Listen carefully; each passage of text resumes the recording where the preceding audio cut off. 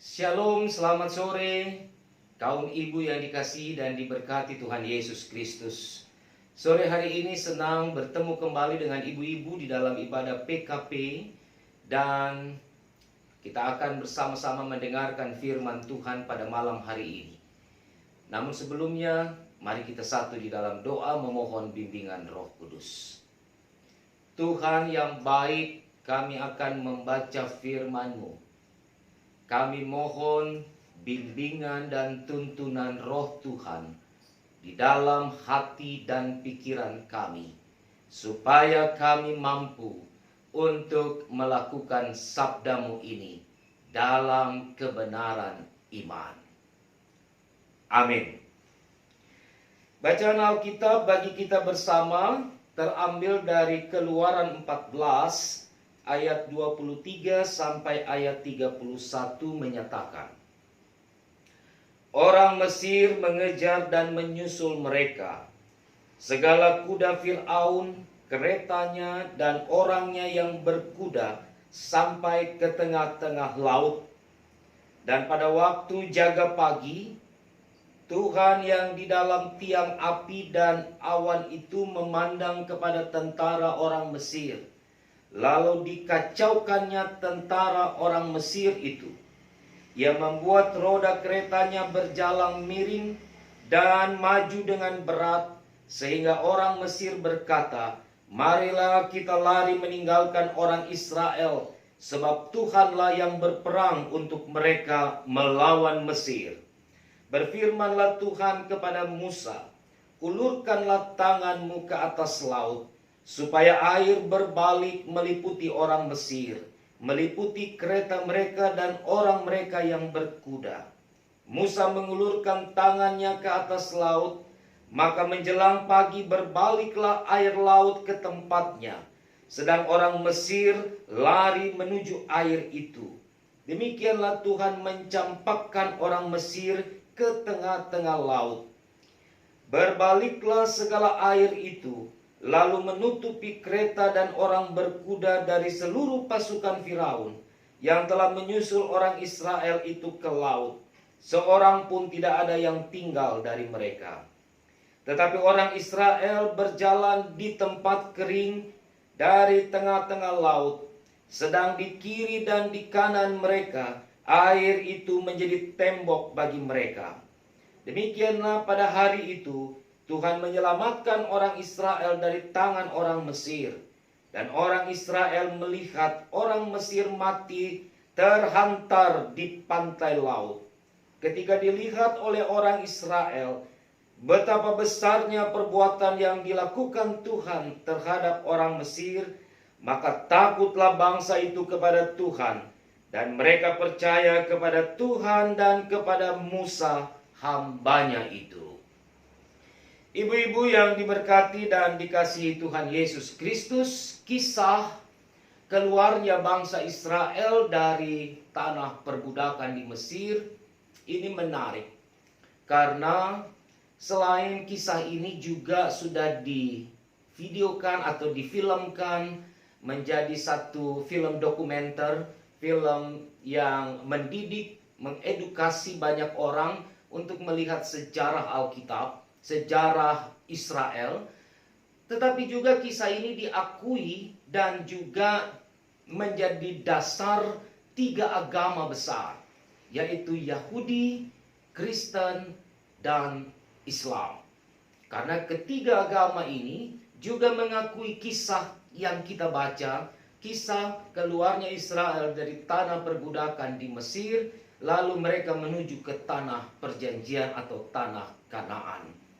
Kekasih-kekasih Tuhan, dikisahkan dalam bacaan kita pada malam hari ini bagaimana bangsa Israel itu ada di dalam pengejaran dari tentara-tentara Fir'aun, tentara-tentara dan pasukan-pasukan yang diperlengkapi dengan senjata.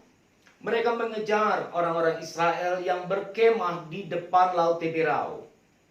Pada saat orang-orang Israel atau umat Tuhan itu melihat bahwa mereka dikejar oleh pasukan Mesir, pasukan Fir'aun, maka ketakutanlah mereka.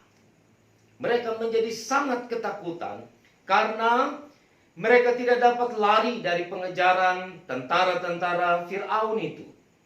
Mereka ada di padang gurun yang luas, di depan mereka ada lautan yang juga sangat luas menutupi perjalanan mereka. Ketakutan, kecemasan, kekhawatiran begitu menghantui keberadaan dari bangsa ini, dari umat Allah ini. Dan kalau kita perhatikan bahwa memang ketakutan mereka adalah sesuatu yang normatif, sesuatu yang wajar, manusiawi, karena tidak ada lagi harapan bagi Israel pada waktu itu, karena mereka mau maju ada laut, mereka mau mundur ada tentara Firaun yang begitu besar mengejar mereka, sehingga hal yang menjadi bagian di dalam kehidupan bangsa itu pada waktu itu adalah ketakutan yang luar biasa. Namun menarik saudara-saudara, di dalam ketakutan yang dialami oleh Israel, kita kembali ke pasal 13 ayat yang ke-13. Saya mengajak ibu-ibu untuk melihat pasal 13 ayat 13 dikatakan begini. Tetapi berkatalah Musa kepada bangsa itu, janganlah takut, berdirilah tetap dan lihatlah keselamatan dari Tuhan yang akan diberikannya hari ini kepadamu. Sebab orang Mesir yang kamu lihat hari ini tidak akan kamu lihat lagi untuk selama-lamanya. Saudara-saudara, di tengah ketakutan, kekhawatiran, kecemasan umat Allah, seorang Musa yang memimpin mereka hadir dengan sebuah energi positif. Dia memberikan sebuah ketenangan. Musa menghimbau kepada umat Allah yang ada di dalam ketakutan itu, jangan takut, karena Tuhan tidak akan meninggalkan mereka. Bahkan dikatakan di dalam ayat yang ke-13, di dalam bacaan di pasal yang ke-13 tadi, disebutkan bahwa orang Mesir yang kamu lihat hari ini tidak akan lagi kamu lihat selama-lamanya.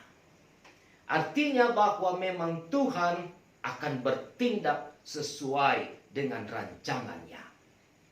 Kekasih-kekasih Tuhan, setelah bangsa itu melewati Laut Teberau yang terbelah menjadi dua, dikatakan di dalam bacaan kita tadi di ayat yang ke-29, orang Israel berjalan di tempat kering dari tengah-tengah laut. Di sisi kiri dan kanan ada tembok air yang menutupi mereka, sehingga mereka aman berjalan di tengah. Mereka diselamatkan oleh Allah yang memimpin mereka dengan tiang awan dan tiang api dalam perjalanan itu. Tuhan tidak pernah meninggalkan umatnya. Tuhan tidak pernah membiarkan umatnya ada dalam ketakutan. Yang kedua, selain ketakutan yang dialami oleh bangsa Israel pada waktu itu, maka yang terjadi adalah bahwa mereka saling menyalahkan. Mereka menyalahkan Tuhan Allah, mereka menyalahkan Musa. Saudara bisa lihat itu di dalam ayat yang ke-11 di pasal 13. Dalam pasal 13 ayat yang ke-11 dikatakan, dan mereka berkata kepada Musa, apakah karena tidak ada kuburan di Mesir, maka engkau membawa kami untuk mati di padang gurun ini? Apakah yang kau perbuat ini terhadap kami dengan membawa kami keluar dari Mesir?